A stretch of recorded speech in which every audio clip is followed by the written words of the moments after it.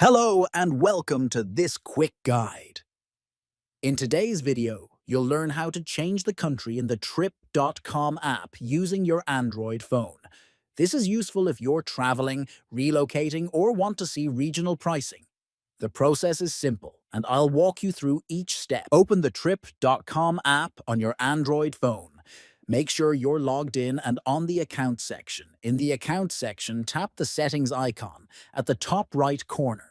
Now, tap on the option labeled Country. A list of countries will appear. Simply select the country you want to switch to.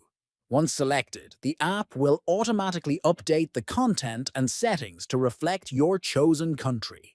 That's it. You've now successfully changed your country on Trip.com. If you found this video helpful, consider subscribing for more quick tech tutorials. Thanks for watching and safe travels.